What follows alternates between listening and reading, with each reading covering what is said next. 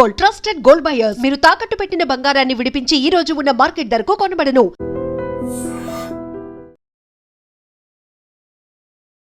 నమస్తే, welcome to I dream. నేను వలి. ప్రస్తుతం లంకాల జాయిన్ భారతీయ జనతా పార్టీ అధికార ప్రతినిధి కృష్ణకాంత్ గారు మాట్లాడదాం. కృష్ణకాంత్ గారు నమస్తే అండి. సార్ నమస్తే వల్లి గారు. కృష్ణకాంత్ గారు, బెంగాల్లో అద్భుతమైనటువంటి విజయం నమోదు చేసింది భారతీయ జనతా పార్టీ. అంటే ఎన్నో ఏళ్ల కళ సాకారమైనటువంటి రోజుగా చెప్పాలి. ఎందుకంటే 2011 నుంచో ఫైట్ చేస్తా ఉన్నారు. 2016లో, 2021లో, కానీ ఇప్పుడు 2026లో మీరు అనుకున్న విజయం అయితే వచ్చినటువంటి పరిస్థితి ఉంది. ఈ విజయాన్ని ఎలా చూస్తారు మీరు? మీరు గతంలో కూడా మన డిబేట్ లో పార్టిసిపేట్ చేసినప్పుడు చెప్పారు 200 టచ్ చేస్తామని చెప్పి చాలా కాన్ఫిడెంట్ గా చెప్పారు. మీ కాన్ఫిడెంట్ నిజమయ్యే పరిస్థితి చాలా క్లియర్ గా కనిపిస్తోంది. ఏమంటారు సార్? వల్లి గారు, చాలా హ్యాపీగా ఫీల్ అవుతున్నాం సార్. ఒక భారతీయ జనతా పార్టీ కార్యకర్తగా ముఖ్యంగా ఇవాళ రోజు నేను చాలా గర్వంగా ఫీల్ అవుతున్న రోజు ఇవాళ రోజు.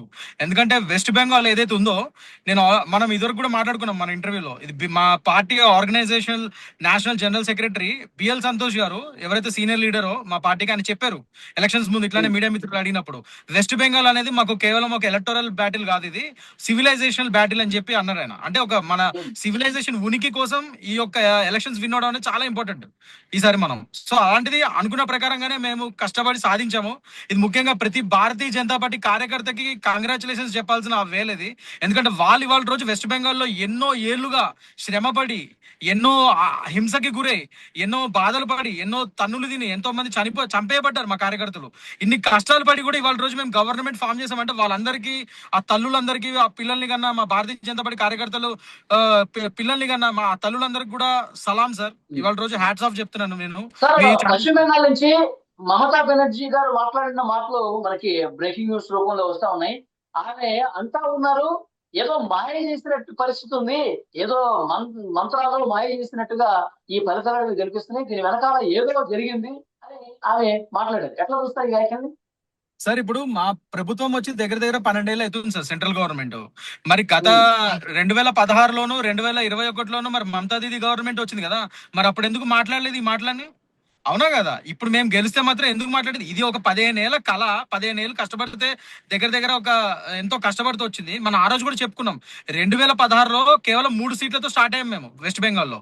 అలాంటిది 2021కి మేము 77 సీట్లకు వచ్చాం. దాని తర్వాత కొందరు మళ్ళీ అందులో ఒక 5-6 అందులో జంప్ అయ్యారు, అది వేరే విషయం అనుకోండి. అది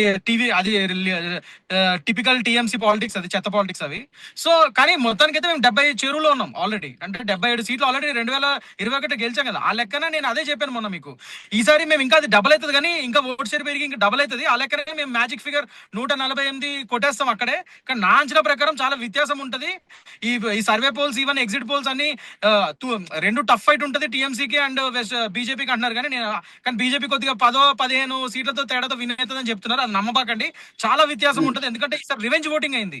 ఈసారి మమతా దీది గవర్నమెంట్ మీద విసిగెత్తిపోయిన అక్కడ వెస్ట్ బెంగాల్ జనాలు చాలా రివెంజ్ ఓటింగ్ చేసి వేరే రాష్ట్రాల నుంచి, నేను చెప్పే కదా మీకు, ఆంధ్రాలో అక్కడిక్కడ వలస కూలీలు ఉన్న బెంగాలీలు వాళ్ళు కూడా ట్రైన్ టికెట్లు పెట్టుకొని మరీ వచ్చి, పాపం ఎంతో కష్టపడి వచ్చి డబ్బులు పెట్టుకొని వచ్చి ఓట్లు వేశారంటే అది ఖచ్చితంగా ఉన్న గవర్నమెంట్ కి వ్యతిరేక ఓటే. కానీ అసలు గవర్నమెంట్ లో ఇప్పటి వరకు లేని బీజేపీకి అయితే వ్యతిరేకంగా వేయరు కదా అంత కష్టపడి కసి మీద వచ్చి. సో ఇది రివెంజ్ ఓటింగ్ అయిందని చెప్పాము ఆ రోజు.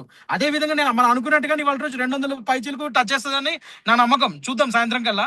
సో అదే జరిగింది సార్ ఇవాళ రోజు. ఇది ఒక ఉనికి కోసం, ఒక హిందుత్వం బతికించడానికి. ఎందుకంటే అక్కడ మనకు తెలుసు అదొక బార్డర్ స్టేట్, బంగ్లాదేశ్. ఇప్పటికే కొంతమంది మీడియాతో మాట్లాడుతున్నట్టుగా వార్తలు వస్తా ఉన్నాయి.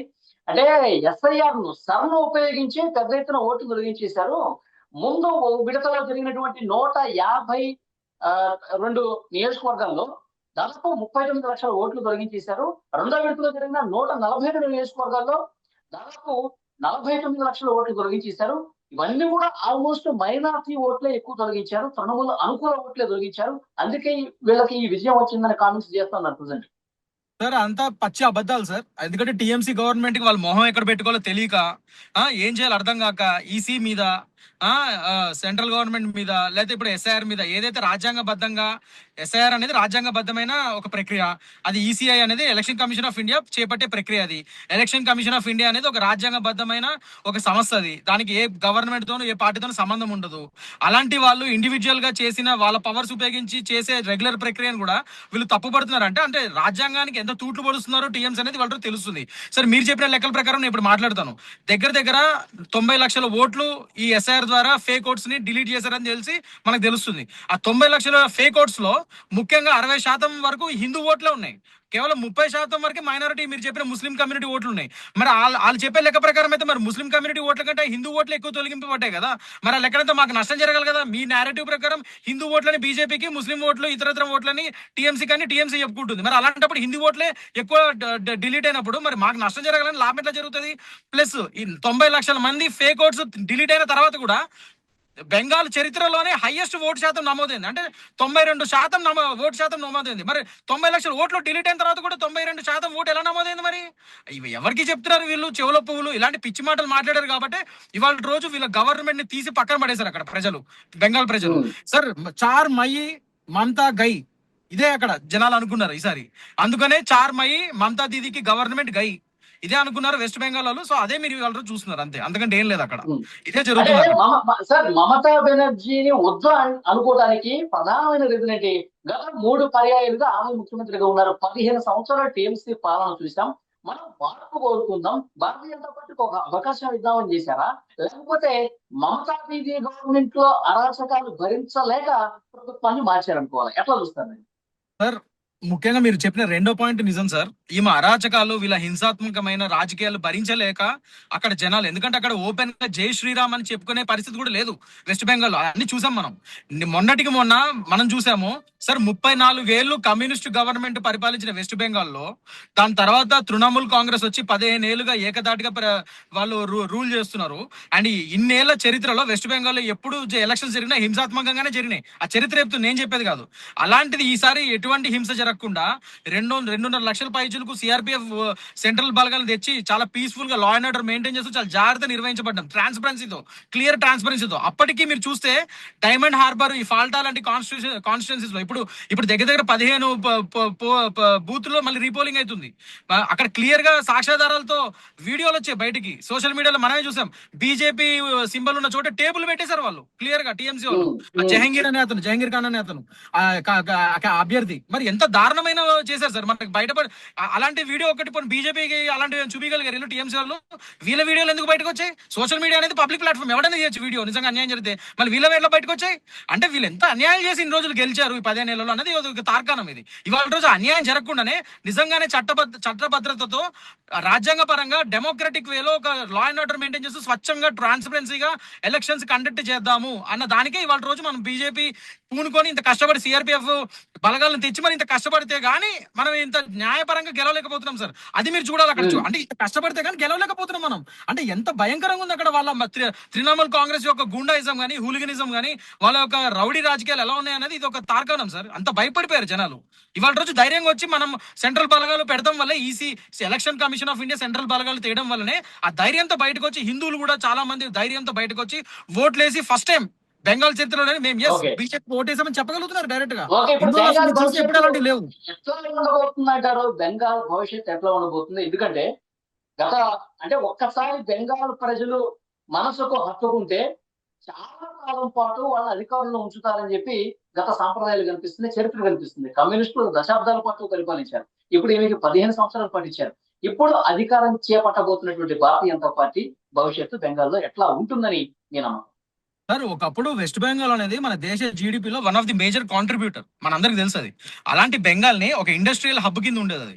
అలాంటి బెంగాల్ ని 34 ఏళ్ల కమ్యూనిస్ట్ గవర్నమెంట్లు ఆ ఇండస్ట్రియల్ హబ్ ని తూట్లు పొడిచారు. దాని తర్వాత వచ్చిన తృణమూల్ కాంగ్రెస్ పోనీ ఏమైనా చేసిందంటే అది ఇంకా మాఫియాలు అవిటిని, ఈ ముఖ్యంగా ఈ ఇల్లీగల్ చొరబాటుదారులని, ఈ బంగ్లాదేశీయులను అక్కడ పిలిచి అక్కడ రప్పించి వాళ్ళకి పునరావాసం కల్పించి వాళ్ళకి దొంగ ఓట్లు, దొంగ ఆధార్ కార్డులు ఇవన్నీ కల్పించి ఆ రాజకీయాలు చేసింది తృణమూల్ కాంగ్రెస్.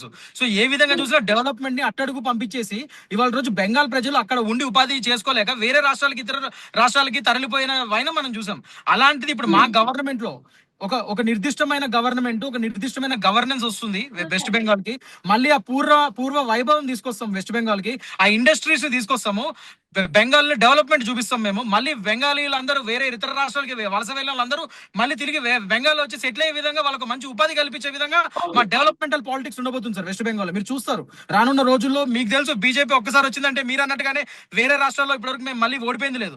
అలానే బెంగాల్ ప్రజలు మీరు అన్నట్టు ఒకసారి ప్రేమిస్తే వాళ్ళ ప్రేమ నిర్దిష్టంగా ఉంచుతారు. సో మమ్మల్ని ఈసారి ప్రేమించారు, మమ్మల్ని నమ్మి ఓటేశారు బెంగాల్ ప్రజలు బీజేపీకి. ఇంకా రానున్న రోజుల్లో బీజేపీ ప్రభుత్వం మీరు చూస్తారు.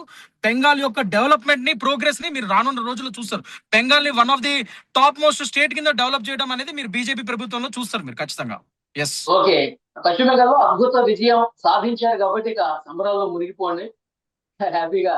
దేశవ్యాప్తంగా కూడా సమరం ఒక పశ్చిమ బెంగాల్కి పరిమితం కావట్లేదు. ఎందుకంటే ఎన్నో ఏళ్ళ కలగలు బట్టి దీన్ని గడ్డి దించాలని చెప్పి చాలా పట్టుదలతో అగ్రనేతలు అందరూ కూడా శ్రమించారు కాబట్టి ఆ విజయం వచ్చిన తర్వాత దేశవ్యాప్తంగా కూడా ఆనందాలు కనిపిస్తామని సంబరాలు, స్వీట్లు పంచుకుంటారు ఇప్పటికే. సో దాన్ని ఎంజాయ్ చేయండి. Thank you sir. Thank you very much sir. Thank you sir. Thank you very much.